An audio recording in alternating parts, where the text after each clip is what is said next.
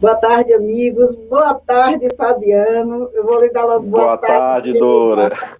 boa noite, porque na semana passada, se eu não te dou boa noite no início, você ia sair do ar, eu ia sair Pois do ar, é, sair por falta de energia. Espero que tentaram hoje, sabotarmos, né, Dora? Tentaram sabotar o trabalho. Não, vai seguir, né? eu espero que hoje a gente possa realizar o nosso trabalho aqui sem nenhum impedimento de energia, de internet, seja lá do que for, para a gente dar continuidade ao nosso estudo. Porque é sempre uma noite, um começo de noite muito bom, esse momento em que a gente tira para estudar, para refletir um pouco sobre essas questões dessa terceira parte do Livro dos Espíritos, que diz respeito às leis morais, que nós estamos estudando.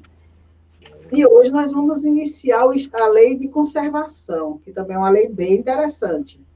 Então, a gente já Muito bom. começa lembrando todos os estudos que nós vimos fazendo das leis morais, está lá no nosso canal do YouTube, CS Cristo é Virtual, Odora Rodrigues Espírita. Se quiser consultar alguma questão, vai lá que vai encontrar com certeza o nosso estudo. Também, se quiser participar desse momento que nós estamos aqui apresentando, estamos ao vivo, nós estamos com o nosso chat aberto aqui para quem quiser comentar, para quem quiser participar. Já estamos aqui recebendo a visita da Eliane, que já está dando aqui boa noite, Dora e Fabiano, na paz de Jesus, se Deus quiser, Eliane, vamos Se Deus iniciar o nosso quiser. trabalho hoje. Boa noite, Fabiano. Você, Boa semana passada, noite, Dora. ficou sozinho, eu lhe deixei sozinho, saí e te vira, Fabiano. Você me colocou num teste, como diz a história, né? Deixa eu ver como é que ele sai agora dessa, né? Saiu maravilhosamente bem. Ah, que é isso, Dora. Agradecer a Deus por ter nos Sim. incentivado, dado essa motivação para termos a intuição do trabalho, né? São temas E aí sempre você muito já sabe, se eu importantes. sumir, aconteceu Congelar, alguma né? coisa. Tá ótimo, Dora. Perfeitamente. Aqui no nosso litoral tem umas coisas assim, começa a chover, aí começa a faltar energia, mas vamos torcer para que hoje a gente tenha essa energia aqui do começo ao fim. Vamos lá, então, Começo ao fim. vamos começando aqui. Hoje é lei de conservação. Mas toda vez o Lei de Fabiano faz assim conservação. uma rápida abordagem do estudo para a gente se conectar assim, de onde a gente vem para onde a gente vai. Fique à vontade, Fabiano. Tá certo, Dora. Então, mais uma vez, o nosso boa noite a todos e a todas que nos acompanham, né, nas redes sociais do Sexto Cristã, né? Lembrando que nós ficamos no último estudo, nós finalizamos sobre o casamento e o celibato, né, e até a poligamia. E foi bastante interessante porque a gente sabe que não esgotamos de maneira nenhuma o assunto, né? Muito pelo contrário, a gente, quanto mais conversa, quanto mais procura compreender o que a espiritualidade nos tenta explicar sobre as uniões dos espíritos, né? Sobre esse entrelaçamento em que a gente consegue conjugá-los aqui na forma de casamento, lembrando que é sempre que o casamento é, né, como nos dá os benfeitores espirituais, um grande avanço, um grande progresso social e moral dos espíritos, né? De estabelecer esse vínculo, de buscar essa interação. E lembrando que a poligamia é o contrário, né? A poligamia é uma lei humana, né? E a poligamia ela não é algo que prepondera, por quê? Primeiramente porque é uma lei humana. Tudo se modifica. Justamente. A lei divina não, elas preponderam sempre, né?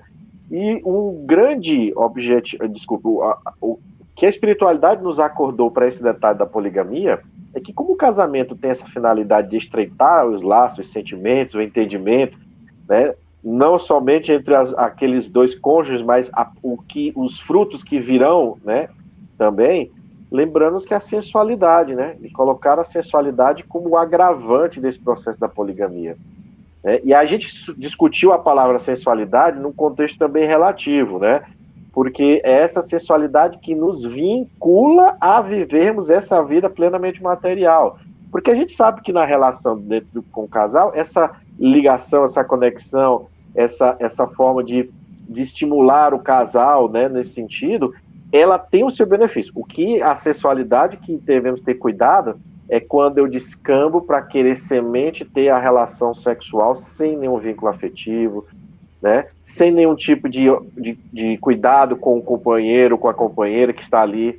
Como a gente bem colocou, essa relação do sexo, ela não é simplesmente um contato de corpos, há uma energia que se interliga e se estabelece ali uma conexão. E a gente falou que, às vezes, para uma pessoa, pode ter sido uma mera aventura, mas você não sabe o que provocou no outro. E aí pode causar aí as situações que a gente sempre coloca quando a gente transgride a lei, quando a gente insiste em querer viver só o que nos há, vamos dizer assim, de prazeroso em termos de corpo, né? O corpo é um instrumento, nós nunca podemos esquecer disso. E dentro dessa instrumentalidade é que a gente entra na lei de conservação, que a gente precisa ter os cuidados com ele, que a gente sabe que é a partir da cocriação dele, porque o elemento maior primitivo já foi criado por Deus, mas ele permite que a gente faça esse trabalho, né? Permite que a gente consiga realizar esse trabalho de criar um corpo que vai ser vinculado ali um espírito que virá, se tiver o esforço e a vontade, realizar o seu trabalho, né, nessa esfera mais material, dona Dora. Então, vamos para a questão 702. Então, vamos lá. Bom, então nessa lei, que está no capítulo 5º, né, que é a quarta lei, lei de conservação, então a gente vai trabalhar aqui instinto de conservação, meios de conservação, gozo dos bens terrenos, necessário e supérfluo, privações voluntárias, mortificações. Olha quanta coisa que interessante que vai ser abordada, né? Então nós vamos iniciar pelo tópico instinto de conservação. Muito bem. Então na questão 702, Allan Kardec pergunta aos benfeitores espirituais: o instinto de conservação é uma lei da natureza? Prestar atenção que ele sempre, no início de toda a lei, ele pergunta: é uma lei da natureza? Né? É para deixar bem claro do que está nos tratando, né? De uma lei imutável, né? Que a gente, obviamente, ainda vai entender todas elas nos seus pormenores, mas lembrando que lá no início, né, na lei natural, os espíritos lembraram que sim, nós vamos compreendê-la, mas vai ter uma única encarnação, não faz. É trabalhando degrau a degrau, né? Pois bem, então ele pergunta, né, o instinto de conservação é uma lei da natureza? A resposta, sem dúvida. Todos os seres vivos o possuem, seja qual for o grau de sua inteligência. Nuns é puramente mecânico, noutros é racional. Né? Então, primeira coisa que ele diz, todos os seres vivos têm. Então, tudo que estiver vivo neste planeta tem o instinto de conservação. Né? Em uns meramente mecânico, como ele colocou, ou seja, não há ali um raciocínio, uma cogitação. Eu faço isso porque se eu não fizer, acontece isso, posso morrer, posso acabar com... Não. Que está muito vinculados a alguns animais, né?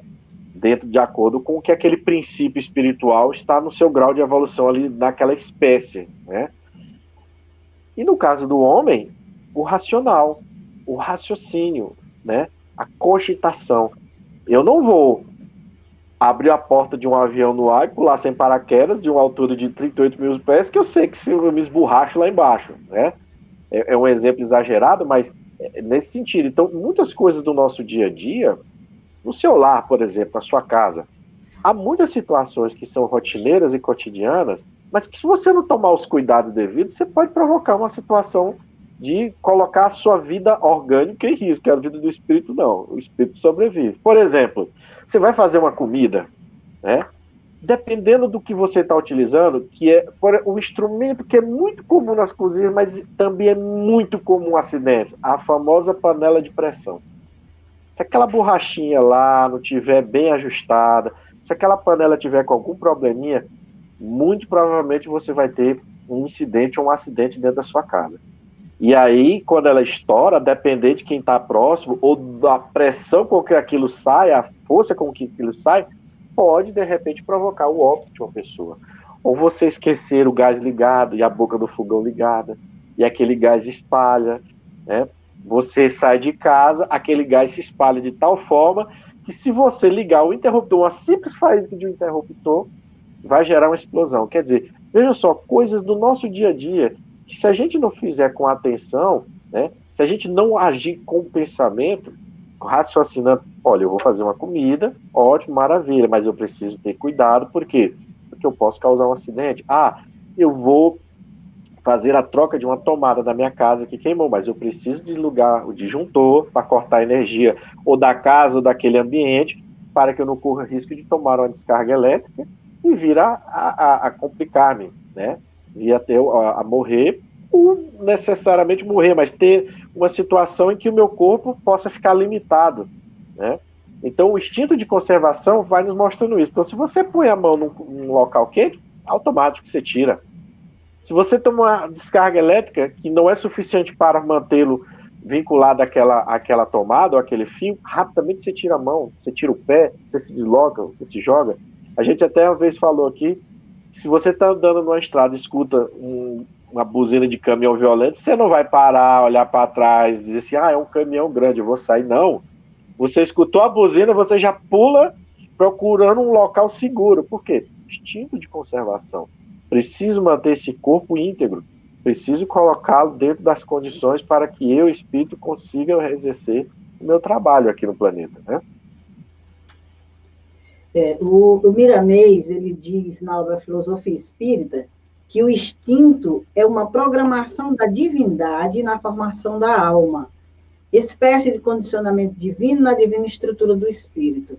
Então, essa programação já está estabelecida em nós, na nossa alma, no nosso ser, desde que nós nascemos. Uma criança, quando nasce, ela está no braço da mãe, ela se volta procurando o seio da mãe, aquilo é simples instinto. Um instinto de conservação, de preservação da vida, de se alimentar para subsistir. Então, essa programação visa justamente essa nossa conservação. E lá no livro da Gênesis, no capítulo 3, que fala do instinto e da inteligência, ele diz: o instinto de conservação é a força oculta que solicita os seres orgânicos a atos instantâneos e involuntários, tendo em vista a conservação deles. E que o instinto é um guia seguro que nunca se engana. Então, veja bem, nós temos essa força oculta em nós, nos seres orgânicos, tanto no reino animal como no nominal, que nos coloca nessa situação de, instantaneamente, involuntariamente, a gente ter uma atitude para conservar a nossa vida. Quando a gente assiste esses filmezinhos do reino animal, é muito interessante a gente observar o habitat dessas criaturas, a maneira como elas se conduzem, naquela busca da caça, do predador, do instinto de sobrevivência ali muito próximo. A gente diz assim, meu Deus, como é que um animal pensa assim? Não, ele não pensa. É o instinto ali que age. É essa força oculta que Deus colocou nos seres para que haja a sua preservação. E nunca se engana, porque você jamais, como você falou aí, quando você vai uma buzina do carro, jamais você vai pular para o lugar onde o carro vai lhe pegar. Você vai sempre pular para um lugar onde você vai ficar seguro. Porque não se engana de maneira nenhuma. O teu instinto vai ser a tua preservação naquele momento. Mais interessante, Fabiana, eu queria levantar uma questão aqui, porque aqui nós vimos que o instinto ele está mais nos animais, de forma inconsciente, mais consciente no homem, mais racional. Mas veja bem, por que será que nós, os seres humanos, mesmo sabendo que determinadas atitudes colocam em prejuízo as nossas vidas, e mesmo assim a gente faz?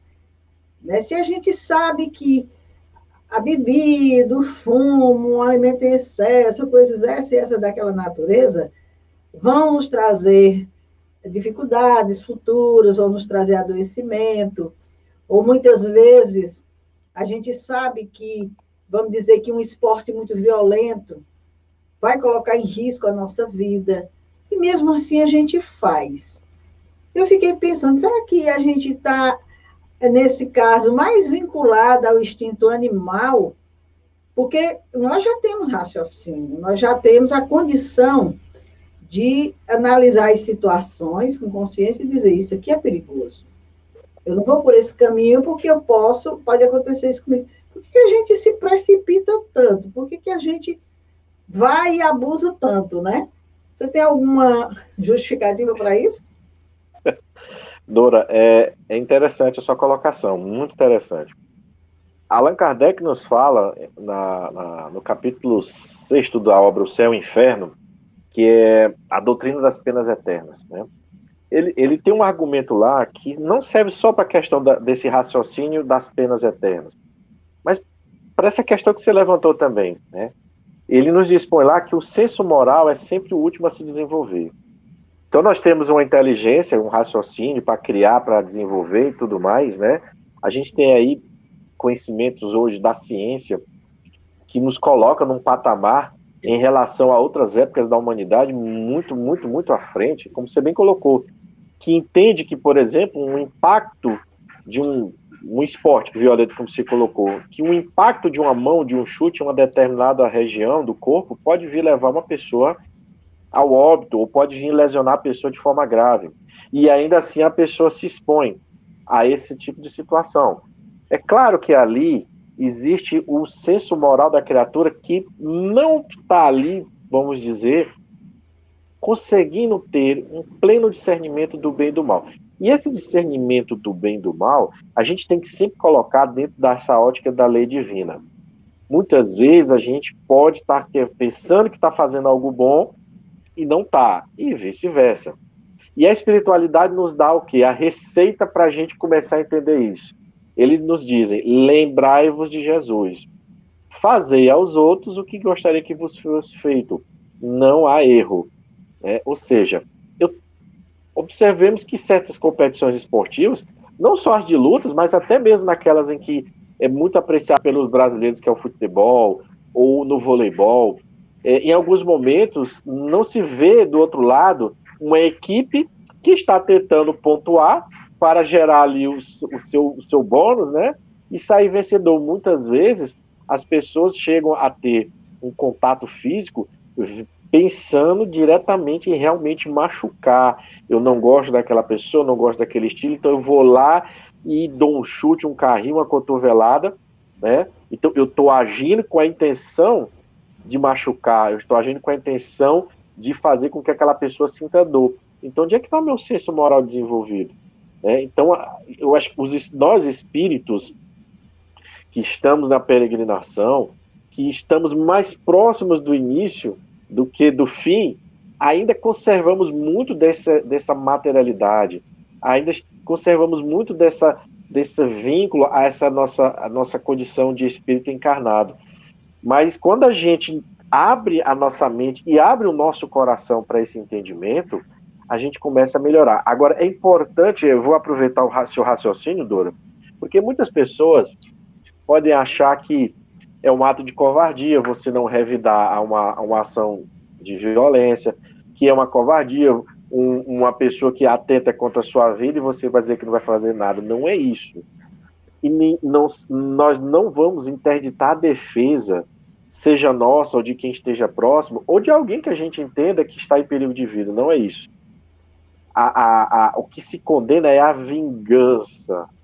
É o sentimento que move as minhas ações. Quais são os sentimentos que movem a minha ação?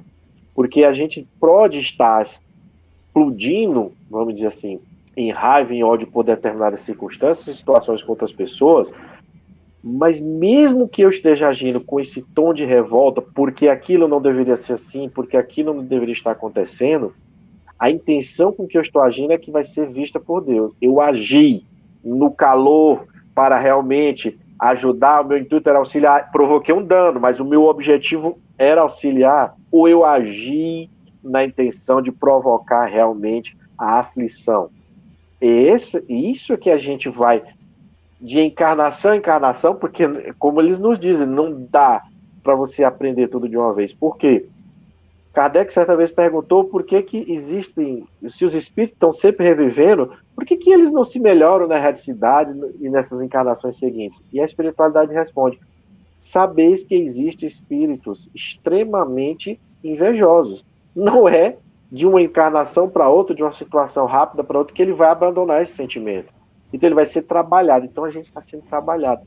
Dá para a gente ter uma ideia, por exemplo, de quem são esses espíritos que estão vindo, de que experiências eles estão vindo, de que experiências nós estamos vindo, se em nós ainda prepondera exatamente essa intenção, como você colocou. É errado, mas eu quero fazer.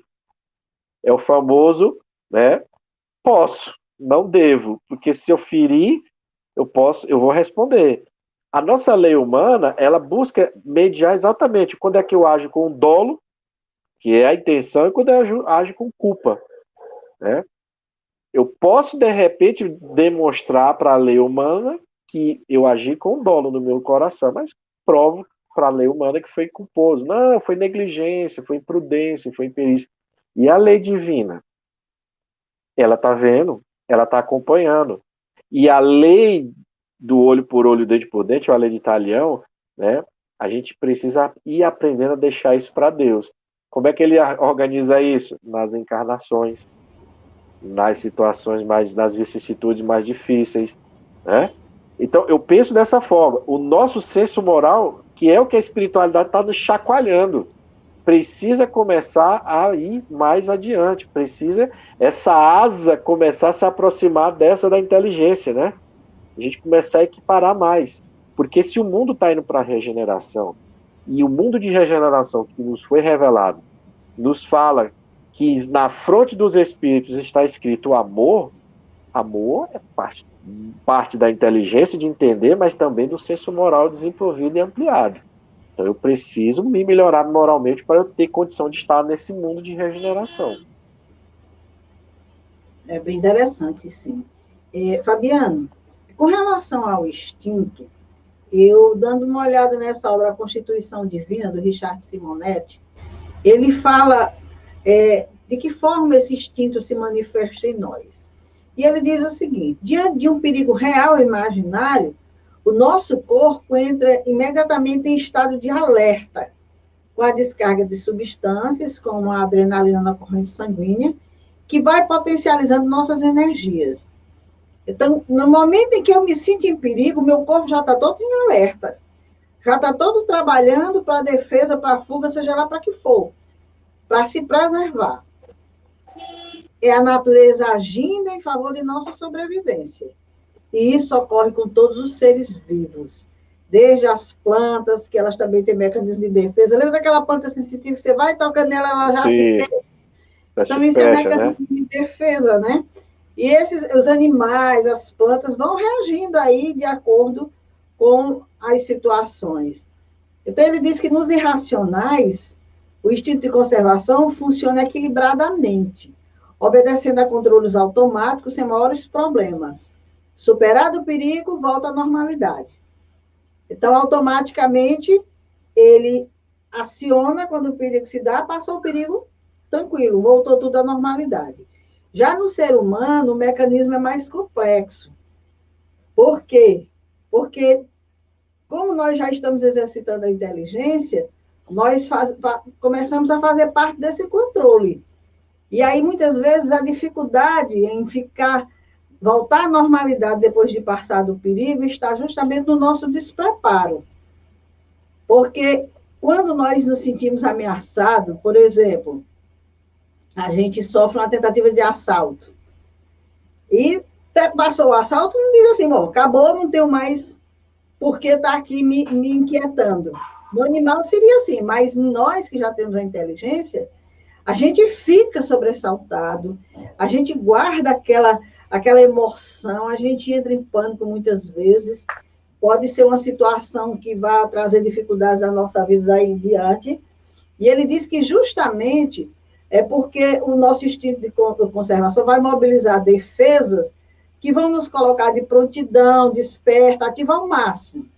Mas como se trata de um estado de exceção que deve ser superado, ou nos esgotaremos, quer dizer, se a gente não se trabalhar para depois de passar esse momento, a gente relaxar, voltar ao normal, a gente vai se esgotar, e aí nós vamos ter a evolução de desajustes físicos e psíquicos.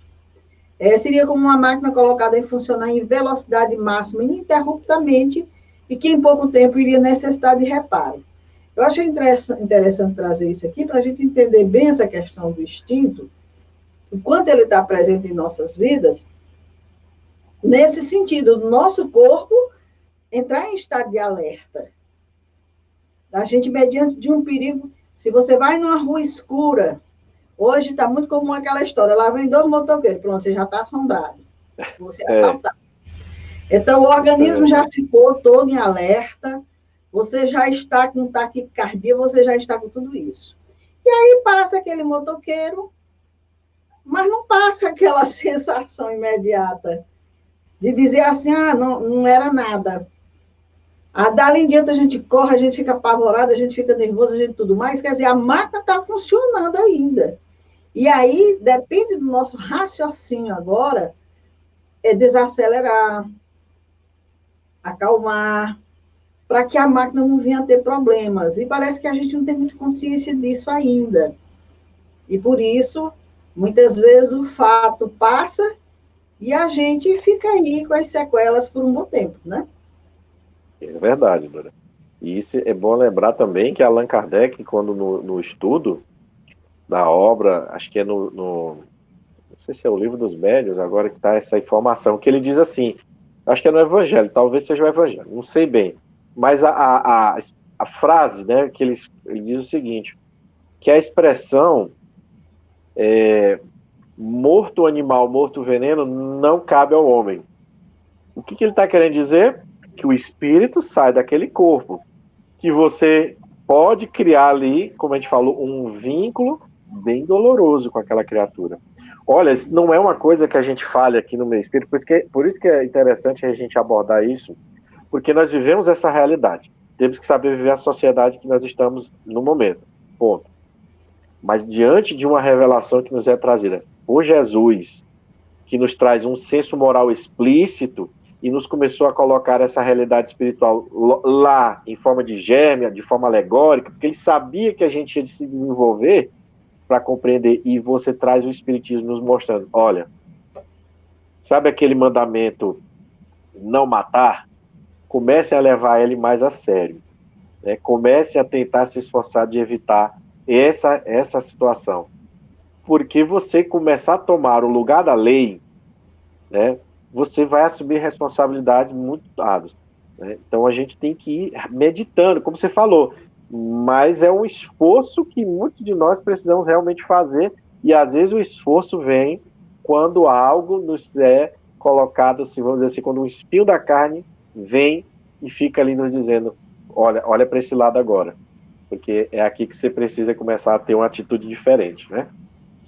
É porque em momentos como esse, como nós somos seres inteligentes, nós podemos fazer uma prece, pedir uma ajuda espiritual para esse momento que a gente está achando que talvez seja perigoso, e de repente tudo isso passar.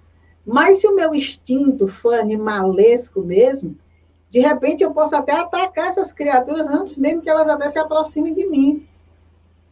E depois constatar que não era nada daquilo que eu estava pensando. Não era nada demais. Então, esse nosso estado de ansiedade, de medo, de preparação que o nosso corpo vai entrar, cabe a nós, dentro do nosso equilíbrio que hoje já conquistamos, graduar essa intensidade, para a gente não cometer atos absurdos, para a gente não se adoecer, para a gente não ter problema. Então, o instinto de conservação, eu acredito que ele seja mais ou menos isso, é para a nossa preservação. Mas nós já chegamos a um patamar em que nós já temos condições de perceber a manifestação dele e de agora trabalhar com ele de uma forma que ele nos favoreça. Porque é lógico que também nós temos aqueles nossos instintos que nós não vamos de maneira nenhuma pensar nele para que ele se manifeste. Depois que acontecer, é que a gente vai pensar, poxa vida, eu não sei nem como que eu dei esse salto, não sei nem como que eu me livrei disso. Como é que eu corri tanto, né?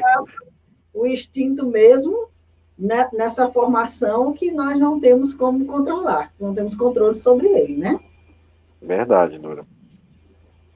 Vamos seguir na próxima agora? Vamos. Então vamos lá, questão 703. Com que objetivo Deus concedeu a todos os seres vivos o instinto de conservação? Né?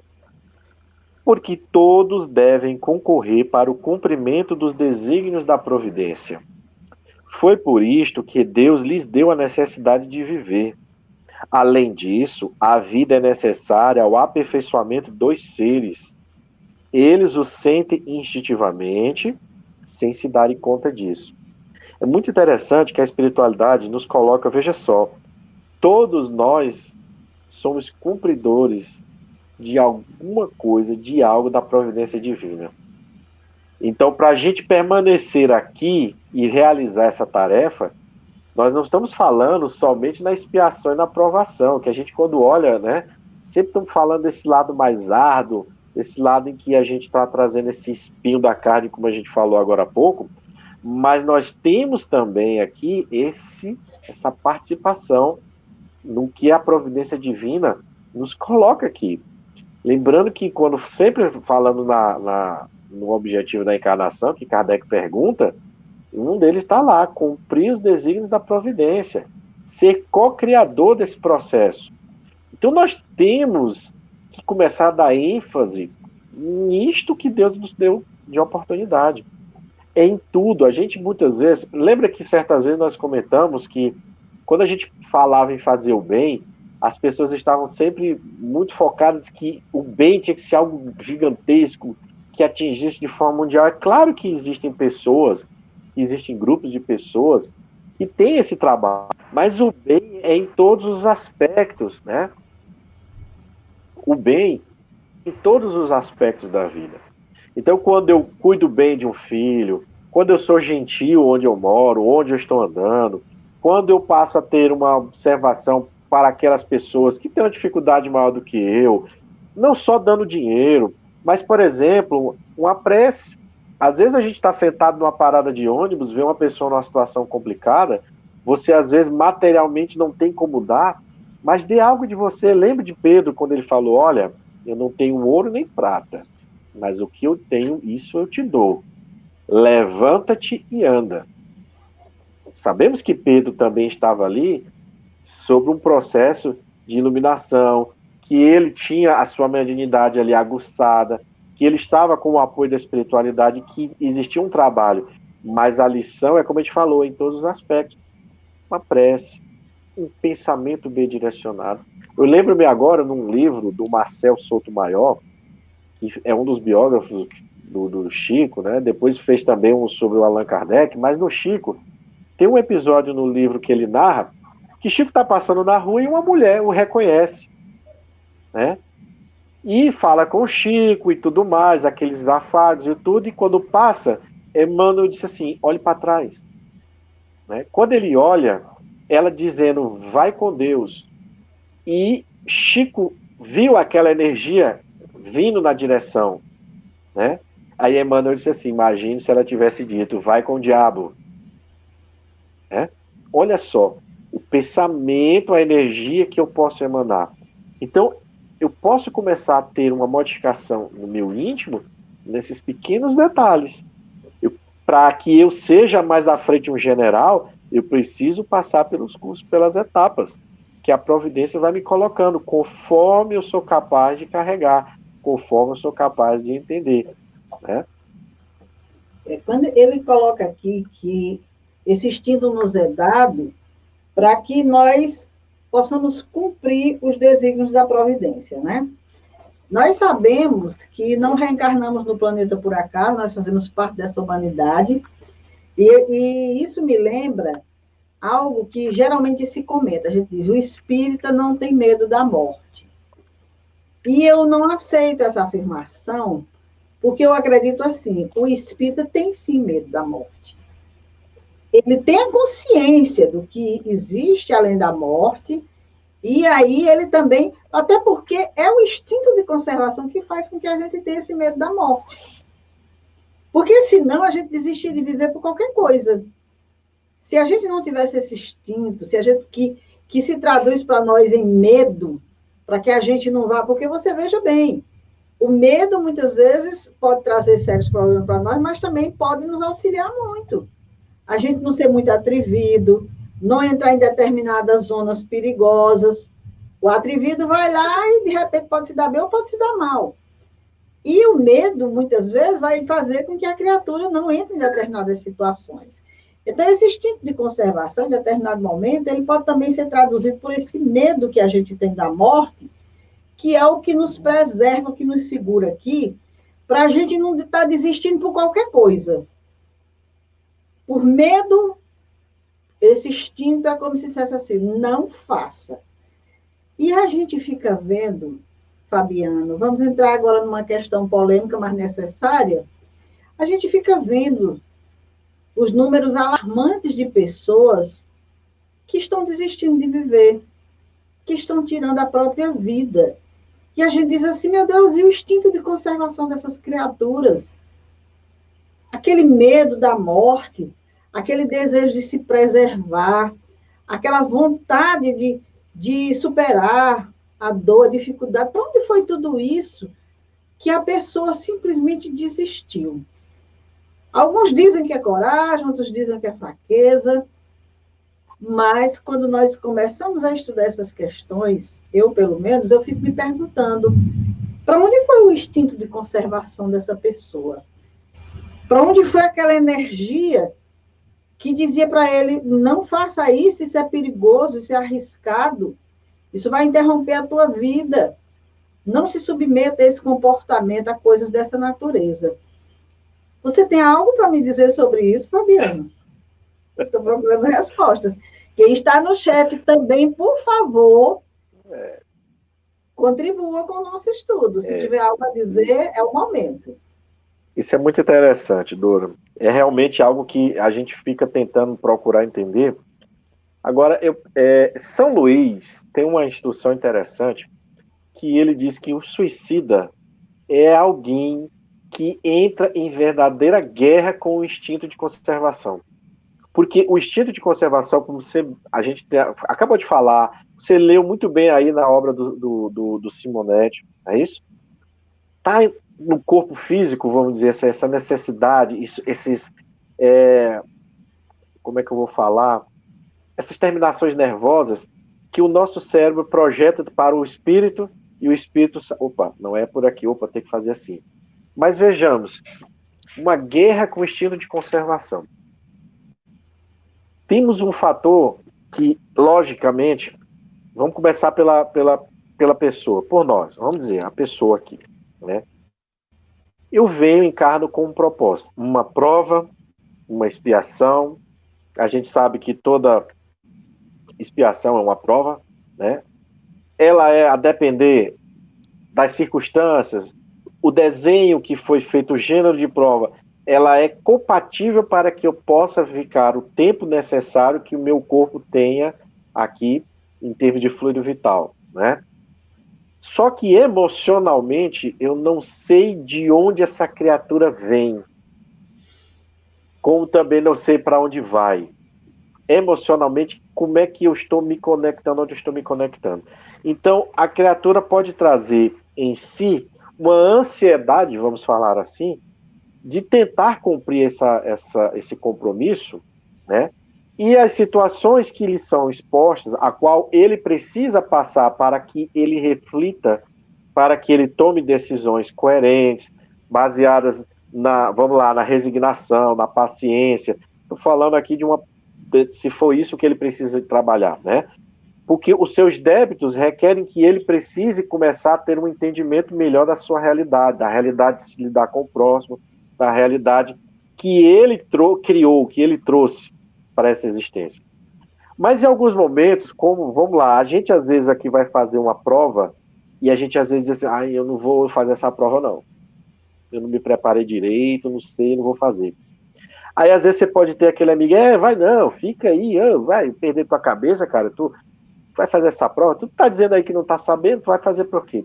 E às vezes uma outra pessoa chega, rapaz, mas vai, porque é uma experiência, pelo menos você vai ter uma noção de qual é o teu grau de conhecimento, se realmente é isso que você está dizendo, de repente não é, você tem que pelo menos experimentar e tentar. Então, quando a gente traz isso para o campo da vida maior, quando eu dou aquele start, eu não quero passar por isso. Ah, não, já chega, eu não consigo, eu não resisto. Aí chega aquele irmãozinho e diz, é verdade, você não vai conseguir não. Vamos fazer o seguinte, vamos dar cabo logo dessa vida? Mas ele, o espírito, que está te induzindo a isso, ele sabe que vai provocar em você um sofrimento. E Allan Kardec, ao perguntar aos espíritos por que eles obsidiavam, aqueles que se colocavam nesse compromisso de obsidiar, por que eles o faziam? Se isso os fazia felizes, eles que não. Era por inveja da situação. Então, essa palavra inveja, ela tem realmente uma força no sentido de nos causar problema muito grande. Mas chega também perto de você aquele que diz, não, meu irmão, continue firme, é isso mesmo. Você precisa suportar esse momento. Mas não é suportar simplesmente aceitando tudo isso. Você tem que suportar, ao mesmo tempo, se sentir motivado para buscar as soluções. Você precisa trabalhar, vamos lá. Não deixe essa oportunidade. Não saia antes do tempo, porque você vai reprovar. Então, nesse turbilhão de emoções, que a gente não sabe o que a criatura está passando, porque a gente não conhece as experiências, por mais que ela tenha o entendimento, é impressionante realmente quando a gente vê que ela se deixa levar. Só que quando ela prepondera uma ideia, e eu digo que nesse campo a obsessão é muito, muito, muito incisiva, porque o espírito obsessor, aquele que não quer o seu bem, ele vai te manipular ao ponto de você cometer o suicídio. E se a gente colocar também, vamos tirar o suicídio, vamos colocar o homicídio, quantos casos que já nos são colocados dentro desse estudo espiritual, que é o que se chama de possessão, né? O espírito desencarnado comandando o corpo do encarnado, leva-o a cometer um ato de barbárie, mas no momento em que ele está executando o golpe, ele sai e dá a lucidez. Aí o que acontece? A criatura faz a loucura, como a gente chama, mata, fere gravemente. No que ele tomou ali a consciência do ato, ele fica tão desnorteado com a cena que ele vê o que ele quer fazer? O suicídio. Então, veja que o processo, ele parte da sua intimidade, daquilo que você trouxe, daquilo que você construiu, e parte também, lógico que a gente tem que colocar essa questão da obsessão também como fator agravante. Agora, vejamos. Os espíritos nos falam que o mal que praticamos recai sobre nós. Uma criatura pode ir cometer o suicídio sendo induzida por um espírito. Esse espírito, seja ele encarnado ou desencarnado, vai responder até mais gravemente do que o próprio suicida. Como é que eu sei? Como é que isso é medido? Aí não tenho consciência, não tenho entendimento, não tenho moral, intelectualidade para compreender esse mecanismo. Mas um dia nós vamos entender tudo isso. Mas veja, é uma briga com o instinto de conservação. Veja que Deus nos coloca isso para a gente cumprir essa parte da providência, então ele nos dá ainda todo o ferramental para que a gente resista a essa opção de querer deixar a prova antes do tempo. Mas nós temos o livre-arbítrio, nós fazemos uma sintonia, e lembremos daquela lição de Emmanuel no livro Pensamento e Vida, quando ele fala da vontade. Ele diz que a vontade, ela não é, vamos dizer, forte para a lei de sintonia, porque você criou a sintonia, mas ela pode ser, sim, aquele juiz que fica dizendo, não faz isso, e é errado. Você pode se dar mal aí, né? Então a gente cria laços, tem o livre-arbítrio, opto pela fuga, é doloroso demais. É muito mais doloroso do que a criatura possa pensar que seu sofrimento aqui, do lado de lá. Porque a gente sabe, pelo estudo, que o que acontece? Vai ter que fica vinculado a essas sensações materiais até o fluido vital se esgotar daquele corpo. Fica muitas vezes naquele looping de rever a cena todo o tempo. Então, e a gente sabe na literatura espírita que há espíritos suicidas reiteradamente. Então, realmente é algo que nos deixa intrigados diante do que a gente tem entendido, diante do que a gente tem buscado compreender, seja da emoção da sua grau de evolução, do seu senso moral desenvolvido, mais você imaginar que a gente consiga ainda reiteradamente cometer esses atos, né? Eu fico pensando, Fabiano, ouvindo você falando aí e pensando aqui algumas ideias. Porque o estudo é para isso, é para a gente pensar, né? E colocar aqui, por favor, sinta-se à vontade para dizer, não, Dora, você está pensando aí, ou qualquer um dos que estão nos acompanhando. Mas veja bem, o ser humano chega um momento em que ele adquire esse estágio, em que ele, através da sua inteligência, ele fica senhor de si, até certo ponto. Né? Nessas questões dos instintos primitivos, não, porque eles permanecem. Mas o homem começa a conquistar um patamar de evolução onde ele já tem um discernimento, onde ele já pode, mediante aquela emoção, dizer assim, não, vou me acalmar, porque isso aqui não vai me fazer bem. A energia aqui está flutuando, viu? Qualquer coisa você segura aí. Então, veja bem, né? Eu comecei a pensar o seguinte, então tem muito a ver com o nosso pensamento. Tem muito a ver com a nossa casa mental. Quer dizer, a partir do momento em que eu tenho consciência da vida, das coisas e tudo mais, eu passo a ser senhor de mim. A responsabilidade comigo agora é minha. Sou eu que respondo pelos meus atos, sou eu que me preservo, sou eu que me cuido.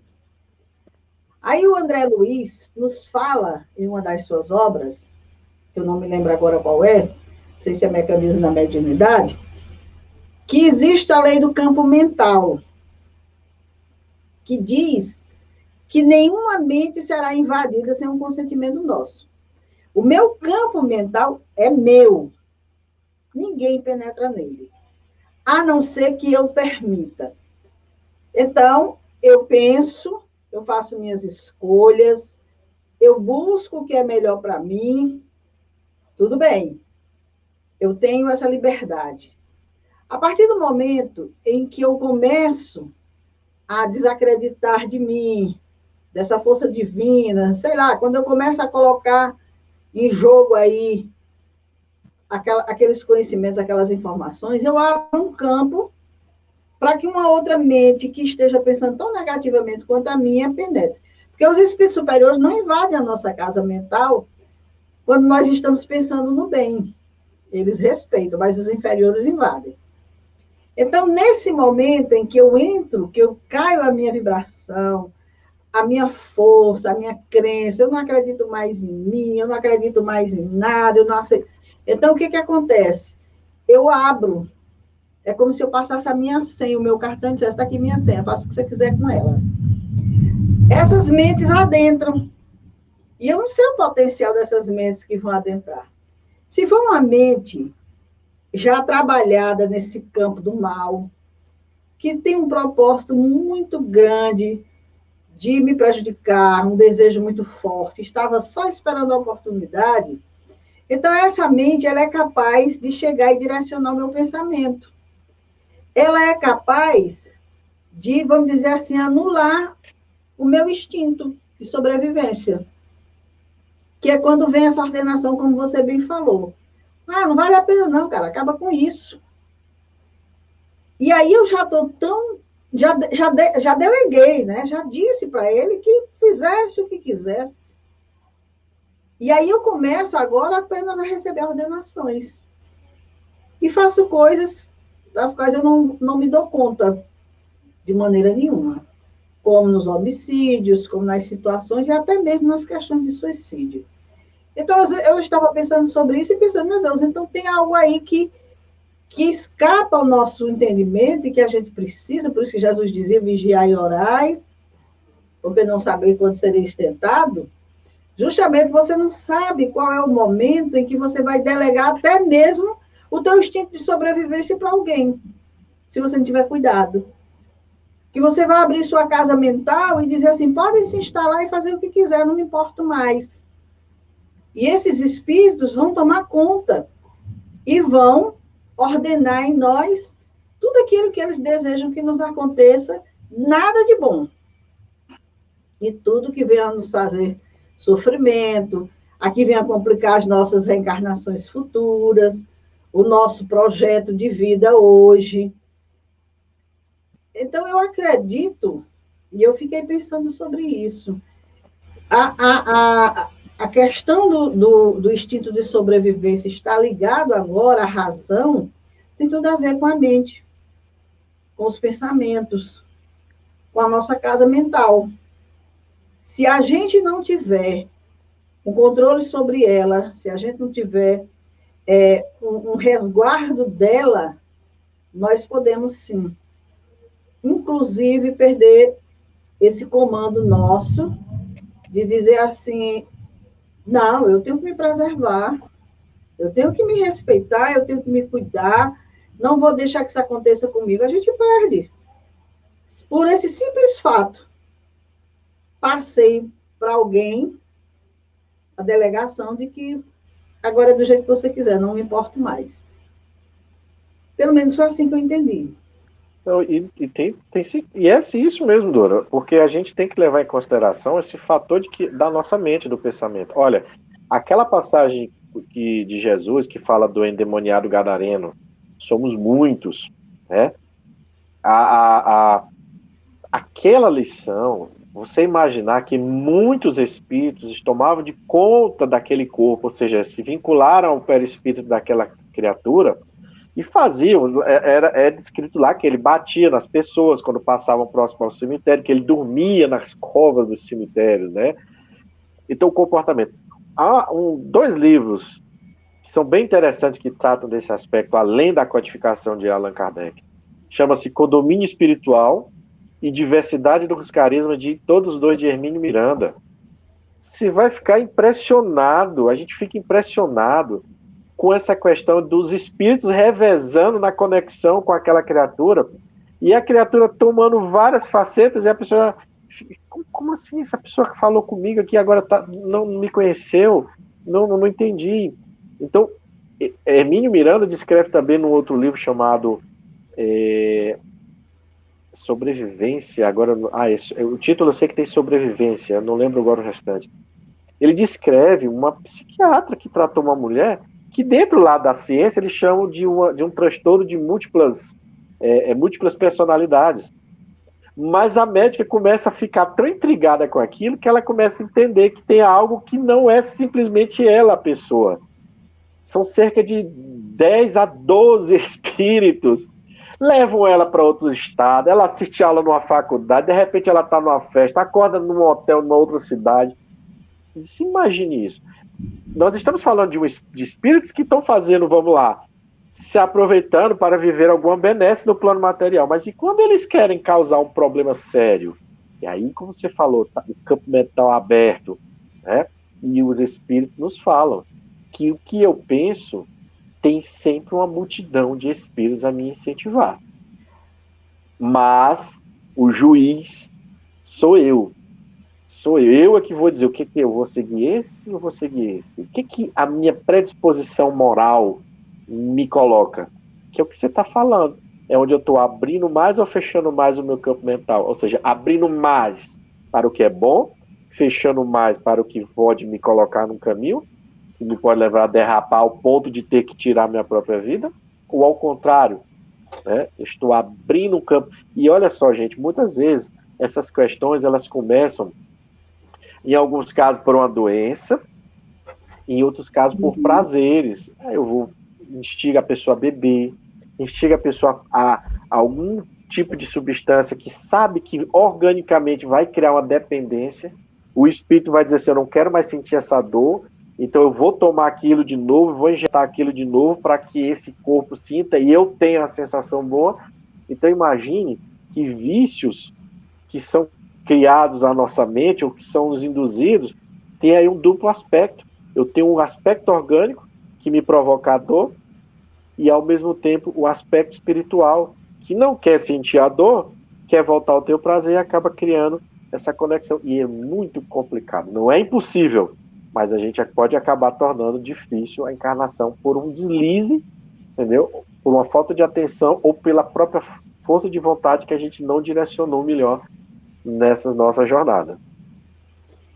Nós vamos ficar com os meios de conservação para o próximo estudo. Eu quero encerrar aqui mostrando um comentário da Luane, que ela diz: acredito que também sabermos da imortalidade da alma, termos consciência dos nossos atos e consequências dele, e que a vida não termina quando acaba. Então, é claro que essas informações também vão nos auxiliar muito nas decisões que vamos tomar nas nossas vidas. Fabiano, suas considerações finais. Sinto muito, amigo, mas chegou o nosso horário. Olha, ainda bem que quando você me deu boa noite primeiro hoje, não faltou energia, porque senão eu pensar que era porque você dava boa noite primeiro para mim, entendeu? Bom, mais uma vez, agradecido à espiritualidade, agradecido a Jesus, agradecendo a Deus, agradecendo a espiritualidade do Semente Cristã, agradecendo a você, Dora, mais uma vez, pela sua oportunidade do estudo, a todos que nos acompanharam, a todos que vão aí assistir, né? Que é sempre muito bom a gente debater, a gente procurar se instruir, para que a gente continue tendo força de vontade para continuar essa caminhada árdua, tá? Que todos vocês que vão agora dar continuidade aos seus afazeres, sejam eles quais forem, lembrando dessa meditação da lei de conservação, colocando sempre o senso moral, né, o tempero da misericórdia divina junto, porque nós precisamos ter, sim, a racionalidade, ao mesmo tempo nós precisamos ter também a doçura nos nossos lábios, né? Mas que essa doçura dos lábios, ela seja apenas uma consequência da doçura que emana de nós, né? Que a gente comece a dominar esse instinto, valendo-se dele como uma oportunidade divina de um trabalho de evolução. Dora, um grande abraço, Dora. Um grande abraço para você também, Fabiano, para os nossos amigos que nos acompanham. Vamos finalizar aqui com um comentário da Luane, que diz: somos espíritos vivenciando uma experiência terrena. Sabermos que somos resultado de escolhas do passado, as bênçãos da misericórdia divina que permitiram o reencarne, passando por essas dificuldades. Verdade, Luane, com certeza. Misericórdia divina aí, tá vendo? Misericórdia divina. Maravilha. Obrigada, amigos, a todos que nos acompanham. Se gostaram desse nosso momento, divulguem, compartilhem, repasse aí, de repente essa informação pode ajudar muito, muito, muito. Nós vamos encerrar aqui com a nossa programação semanal, para que a gente possa ter noção do que o SESC Cristã Virtual realiza durante a semana.